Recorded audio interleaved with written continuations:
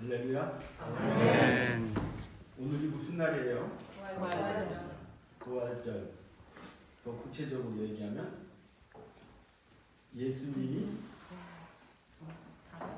다시 사신 날입니다. 사실 우리 그리스도인의 가장 큰 명절은 추석, 설도 큰 명절이죠. 근데 우리 신앙의 명절은 오늘이에요. 큰 대명절이에요. 오늘 이 부활절이 없으면 우리의 삶이 사자성어로 얘기하면 엉망진창된 거예요. 우리가 이렇게 행복하게 살아갈 수 있다는 것은 곧 예수님이 다시 살아나셨다는 거예요. 오늘 말씀을 하나씩 더듬어서 그 주제대로 말씀을 전하면은 피와 땀, 눈물 없는 사람 없죠. 피 없는 사람 있어요? 눈물 없는 사람 없어. 땀을 흘리지 않는 사람 한 사람도 없어요. 만약에 그 세 가지 중에 한 가지가 있기 때문에 살아갈 수 없는 거예요. 참 중요한 얘기예요. 그런데 그 피와 땀, 눈물을 우리를 위해서 흘리신 그분의 오늘이라는 거예요. 눈물이 없는 사람이 한 사람도 없다고 그랬어요. 어쩌면은 우리가 눈물 속에서 삶을 살아가는지도 몰라요. 눈물 속에서 우리가 살아가는지도 몰라요. 우리 하은이가 여기 오늘 예배 함께하고 있는데, 하은이가 태어날 때 울면서 태어났어요. 여러분들도 웃으면서 태어난 사람 한 사람도 없어. 아기가 태어날 때 웃으며 태어나요? 절대. 울며 태어납니다. 왜 울며 태어날까요? 살았다고. 네? 나 살았다고. 나 살았다고. 숨쉬어. 앞으로 고생할 거예요. 애기가 팁을 준다면 애기가 누구 품에 있어요? 엄마 품 속에 있어요. 그런데 애기가 태어나면서 떨어지죠. 엄마하고 떨어지잖아요. 엄마 품 속에서 떨어지는 거예요. 그러니까 그때부터 불안이 오는 거예요. 평안을 찾기 위해서 운다는 거예요. 그 평안을 주신 분이 예수님이에요. 우리가 예수님과 떨어져 살 수가 없는 거예요. 그렇기 때문에 예수님이 다시 살아나신 거예요. 간단해요. 설명은. 슬퍼서 울기도 하고, 아파서 울기도 하고, 또 기뻐서 울기도 하고, 그래요. 사람은. 그렇죠? 슬퍼도 울어요. 너무 기뻐도 울어. 너무 아파도 울어. 괴로워서 울어. 그런데 예수님의 눈물의 십자가의 고난은 슬픈 것도 아니요, 아픈 것도 아니요, 기쁜 것도 아니요, 우리를 위해서 우셨다는 거예요. 우리를 위해서 우셨다는 거예요. 아픔도 망각하고, 슬픔도 망각하고, 기쁨도 망각하고, 예수님께는 아무것도 없어요. 우리를 위해서 눈물을 흘리신 거예요. 그 눈물은 죄악으로 가득 찬 이 세상, 그 죄로 인해서 예수님이 십자가에 매달린 거, 죄 하나예요. 예수님의 피와 땀과 눈물은 하나님이 인간에게 주신 가장 고귀한 3대 체액이라고 저는 생각을 하는 거예요. 예수님의 눈물, 피, 땀, 이거는 3대, 3가지 체액이에요. 가장 고귀한 체액이라고 말씀드릴 수가 있어요. 피돌기가 멈추면 사람이 죽게 됩니다. 그래서 피는 두 글자로 생명이라고 말할 수가 있는 거예요. 피는 또 용기의 상징이기도 해요. 피는 용기의 상징. 피를 흘릴 정도의 각오와 열정이 있으면 반드시 하나님의 그 감동하신 사랑 속에서 소망이 이루어진다는 거예요. 피땀 흘리고 눈물 흘리고 모든 열정을 다하면 이루어지지 않을 것이 없어요.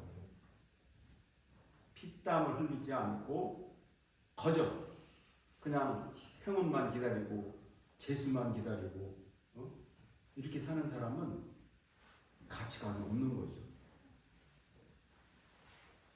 땀은 그래서 노력의 상징이라고도 얘기해요. 땀을 흘리면 어떻게 돼요? 내 몸 안에 있는 나쁜 노폐물이 빠져나가기 시작해요. 땀을 흘리지 않으면 건강하지 않아요. 절대 건강할 수가 없어요. 우리 최욱순 권사님 얼마나 건강하신지 몰라요. 땀을 너무 많이 흘리시니까. 보기만 해도 건강이 보여요. 우리 권사님 보면. 아멘. 네. 그 권사님의 몸속에 있는 나쁜 노폐물이 빠져나가기 때문에 건강한 거예요. 살이 찌는 거는요 병이나 똑같아요. 근데 살을 빼는 거는 땀을 흘리면 빠져요. 간단해. 땀을 흘리면 살 빠져요. 그게 정답이거든. 근데 그 땀을 못 빼는 거야. 땀을 빼므로써 살을 찌게 하는 질병이 없어지는 거예요. 그래서 우리가 땀을 흘림으로써 엔돌핀, 기쁨이 생기는 그 에너지로 성공을 가져올 수가 있다는 거예요. 땀을 흘리지 않고 절대 농사 못 치거든요. 그냥 뭐 비가 맞으면 비 맞고 바람 불면 바람 불고 한다고 해서 그 농사가 이루어지는 게 아니거든요. 뭔가는 관리를 해줘야 돼요. 그 관리하는 사람의 땀, 거기에 소산이 있는 거죠. 또 눈물은 정성과 사랑의 상징이라고도 얘기를 하고 있어요. 눈물을 흘릴 때는 더 깊은 감동이 있고 사랑과 나눔이 일어난다는 거예요. 눈물이 많은 사람이 감정이 깊고 감동이 있어요. 그런 얘기를 하죠. 냉정한 사람 보고 저 사람은 피도 눈물도 없어 이렇게 얘기를 해요. 피도 눈물도 없는 사람은 감동이 없는 거예요. 열정이 없는 거예요. 이렇게 인생의 모든 위대한 일에는 인간이 흘린 피와 땀과 눈물의 결정체들이 있다는 거예요. 피와 땀, 눈물을 흘리지 않고는 절대로 위대한 일을 성취할 수 없기 때문입니다.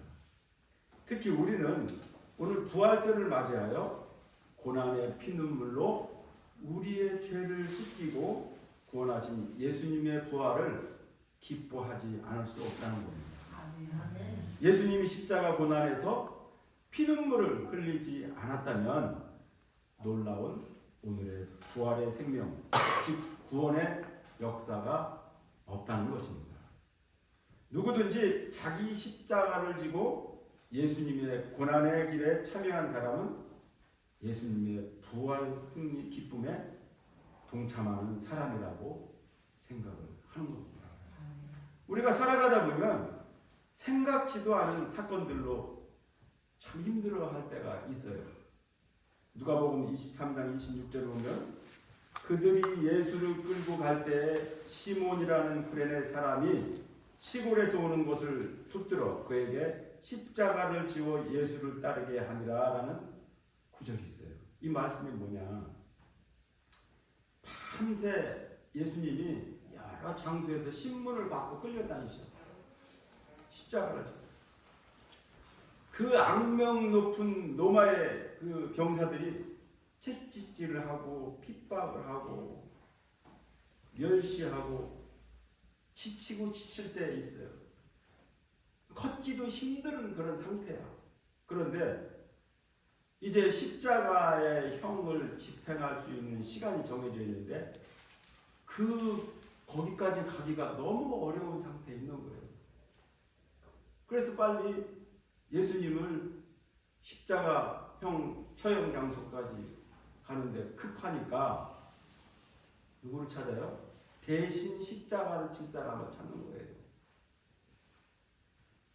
십자가를 대신 메고 갈 사람을 물색하고 있었던 거예요. 마침 아주 건장한 남자가 눈에 띄는 거예요. 먼 이국 땅에서 예루살렘 성으로 막 들어가려고 하는 구레네 사람 시몬이라는 바로 그 사람이에요. 이 시몬이 조금만 늦었어도, 조금만 일찍 왔어도 그날 주님의 십자가 행렬에 마주치지 않았다고 저는 생각을 합니다. 뜻하지 않게 십자가를 대신 져야 했던 구레네 시몬이 이날 예수님을 만난 것은 그와 모든 가족들의 인생이 거룩한 삶으로 바뀐 운명적인 시간이었던 겁니다. 이렇게 원망의 눈물도 큰 결단을 이루게 하는 경우가 있어요. 고통 속에 눈물을 흘리면 반드시 큰 일을 이루게 하는 것입니다. 큰 일들은 대부분 피눈물이 동반하고 있다는 사실입니다. 아마 예수님도 그 혹독한 십자가를 지리라는 생각을 못 하셨을 것 같아요. 예수님이 갈릴리 주변에 사역을 하는데 내가 나중에 최후의 심판을 십자가의 처형을 받을 거라는 생각을 했겠습니까? 인간으로 오셨기 때문에 예측을 못 하셨을 거예요. 우리의 구원을 성취하기 위해서 피와 땀을 또 눈물을 바로 골고다 십사처를 향해서 가시는 것입니다. 주님이 피와 땀과 눈물을 흘리지 않았다면 인간의 구원은 성취되지 않았고 그 성취되지 않았다는 것을 이 시간 여러분들이 고백되는 그런 시간이 돼야 되겠습니다. 예수님께서는 33년생에서 몇 번이나 오셨을까요? 우린 성경에서 정확한 답은 아니지만 3번 오셨다고 전해오고 있습니다. 요한복음, 누가복음에 각각 한 번씩 있고 오늘 읽은 히브리서에 간접적으로 한 번이 기록되어 있습니다. 첫 번째 예수님의 오신 기록은 요한복음 11장 35절인데 나사로의 무덤에서 오셨다고 기록되어 있어요. 사랑하는 나사로가 병들어 죽었고 슬퍼하는 나사로의 누이들을 보면서 예수님도 눈물을 흘리셨다고 말씀하고 있습니다. 두 번째, 예수님이 오신 것은 예루살렘의 바로 상인들, 예루살렘에 찌든 죄악, 이 모습을 보시고 눈물을 흘리시는 장면이 또 나오고 있어요.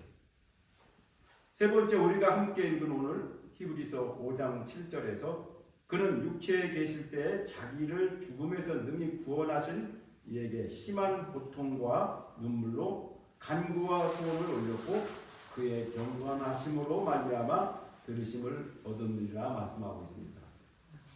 시편 126장 5절 6절에 이런 말씀이 있어요. 눈물을 흘리며 씨를 뿌리는 자는 기쁨으로 거두리로다. 아멘. 울며 씨를 뿌리러 나가는 자는 반드시 기쁨으로 그 곡식단을 가지고 돌아오리라. 이런 말씀이 있어요. 눈물에는 여러 가지 종류가 있습니다.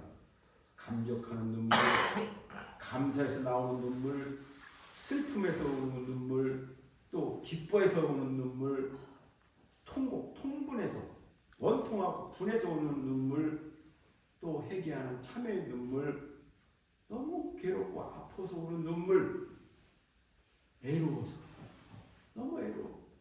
그래서 눈물, 연민, 너무 불쌍하고 중보하고 그런 속에 눈물이 나오는 그 감동의 눈물 등등이 있습니다. 주님은 애통하는 자는 복이 있나니라고 말씀하신 거예요. 애통하는 자는, 애통 속에는 눈물이 있는 겁니다. 애통하는 자는 복이 있나니 그들이 위로를 받을 것이라고 마가복음 5장 4절에서 말씀하고 있습니다. 유명한 스펄전 목사는 마른 눈으로 천국에 들어가지 못한다라고 말했어요. 마른 눈으로 천국에 눈물이 없는 사람, 눈물이 메마른 사람은 천국에 들어가지 못한다고 고백했어요. 성도에게는 많은 눈물이 있어야 한다는 말씀입니다. 성도의 눈물은 아주 귀해요. 아무 때나 오는 게 아니에요. 성도의 눈물은 귀하고 선한 것인데 특별히 어떤 눈물을 흘려야만 합니까? 첫 번째, 먼저 우리는 회개의 눈물이 있어야 됩니다. 오늘 권사님 기도 속에도 회개의 눈물을 말씀하셨어요. 회개의 눈물이 있어야 돼요. 다윗은 시편 6편 8절에 악을 행하는 너희는 다 나를 떠나라. 여호와께서 내 울음을 소리를 들으셨다라고 얘기했어요. 하나님은 눈물로 회개하는 사람의 기도를 들으시고 사랑하시며 그런 사람을 귀히 쓰신다는 것입니다. 하나님 앞에서 귀히 쓰임 받는 사람들은 죄를 짓지 않는 사람들이 아니라 죄 지음에 대한 눈물을 철저하게 회개하는 사람들이에요. 죄를 지키기 위해서 눈물을 흘린 게 아니라 죄를 지음에 대한 회개를 하는 거예요. 사람은 자신의 허물과 죄에 대해서 변명하기에 바쁘고 합리화시키려고 합니다. 아무개 때문이라고 책임을 전가하려 하고 이렇습니다. 회개의 눈물이 없으면 변화도 없고 갱신도 없고 회복도 없습니다. 냉정한 사람을 두고 우리는 피도 눈물도 없는 사람이라고 말하고 있어요. 사도 바울은 어떤 사람이었습니까? 예수님을 만나서 구원받기 전에는 피도 눈물도 없는 냉정한 사람이었어요. 하나님을 믿기는 믿었지만 결코 구원의 눈물 같은 것은 경험해 보지 못했던 맹신자였던 것입니다. 그런데 그가 다메섹 도상에서 예수님을 만나서 구원받은 이후로 그 감격의 눈물이 일생 동안 그를 지배하고 훌륭한 선지자가 된 사람이었던 것입니다. 신과 성경을 통하여 가장 큰 일들을 이룬 사람들은 모두 하나님께로부터 구원을 받은 감격의 눈물을 경험한 사람들이었습니다. 그리고 한국교회가 그동안 많은 순교자가 있었지만 그 많은 순교자들은 모두 구원받은 감격의 눈물을 간직하고 있는 사람들이었던 것입니다. 교회는 이러한 구원받은 감격의 눈물이 마르지 않는 사람들을 통하여 하나님의 일을 이루어가게 하며 부흥되어 가도록 인도하고 있는 것입니다. 우리 하대교회를 섬기는 여러분의 눈물이 신령한 역사와 영육적으로 승리하는 삶으로 이루어가실 줄 믿습니다. 아멘. 남을 긍휼히 여기고 남을 불쌍히 여기는 눈물이 있어야 되는 것입니다. 현대인들은 욕망의 고독 속에 살아가고 있어요. 냉정한 이 시대에 진정으로 필요한 것은 함께 사랑과 마음을 나누는 그런 눈물이 필요한 것입니다. 함께 울어주는 눈물의 리더십이 우리 그리스도인들에게 있어야 한다는 것입니다.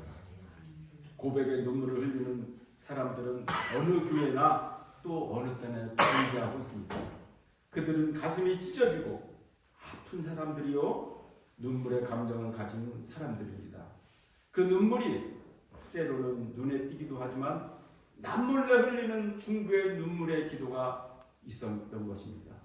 함께 눈물을 흘리는 것만으로 그리스도의 리더십을 가진 자이며 섬길 줄 아는 자들입니다.